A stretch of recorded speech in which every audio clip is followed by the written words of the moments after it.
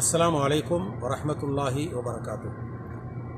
நம்முடைய நடை எப்படி இருக்க வேண்டும்? நடைன்னு சொன்னால் நடை, உடை, பாவனை, நடத்தை அப்படின்லாம் சொல்லுவாங்க. நான் சொல்கிறது நடக்குதல், வாக்கிங் சொல்கிறாங்க. நடை, அந்த நடை எப்படி இருக்கணும், எப்படி இருந்துச்சு ரசூல் ஸல்லல்லாஹு அலைஹி வஸல்லம் நடை எப்படி இருந்துச்சு அப்படின்னு சொன்னால், நபி ஸல்லல்லாஹு அலைஹி வஸல்லம் நடையை பற்றி சொல்லும் பொழுது ஹதீஸில் ஷமாயில் திர்மிதி என்ற கிதாபில் வருது. அதை தெரிந்து கொள்வதற்கு முன்னால் சூரத்து லுக்மான் என்ற அத்தியாயத்தில் லுக்மான் அலைஹிஸ்ஸலாம் அவங்க தன் மகனாருக்கு உபதேசம் செய்கிறாங்க.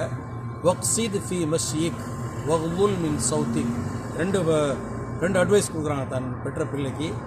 நடையில் நடுத்தரமாக இருக்க வேண்டும், வேகமாக பூமி அதிருமாறு நடக்கக்கூடாது. நம்முடைய நடையில் நடுத்தரமாக இருக்க வேண்டும், சப்தத்தை குறைக்க வேண்டும், காட்டு கத்தங்கத்திலாம் பேசக்கூடாது, சப்தத்தை குறைத்து பேச வேண்டும். இது இறை வசனத்தின் மூலமாக அல்லாஹ் கூறிய வார்த்தை. அஊது பில்லாஹி மினஷ் ஷைத்தானிர் ரஜீம். வக்ஸித் ஃபி மஷ்யிக் வக்துல் மின் சௌத்திக். உம்முடைய நடை நடுத்தரமாக இருக்கட்டும், சப்தத்தை குறைக்கட்டும். நபி ஸல்லல்லாஹு அலைஹி வஸல்லம் எப்படி நடந்தாங்க அப்படின்னு சொன்னால் ஹதீஸில் இந்த வார்த்தை பயன்படுத்தப்படுது. கஅன்னமா யன்ஹத்து மின் சபப். நபி ஸல்லல்லாஹு அலைஹி வஸல்லம் நடை எப்படி இருந்துச்சுன்னா, இந்த மலையை பாருங்க தெரியும், மலையிலிருந்து இறங்கும் பொழுது எவ்வளோ எச்சரிக்கையாக இறங்குவோம். கொஞ்சம் வேகமாக இருந்தால் உருண்டு விழுந்துருன்ற பயம் இருக்கும்ல, அந்த மாதிரி நபி ஸல்லல்லாஹு அலைஹி வஸல்லமுடைய சாதாரண நடை இருந்துச்சு. அடி எடுக்கும் பொழுது வேகமாக இருக்கும், வைக்கிறப்ப மெதுவாக இருக்கும்.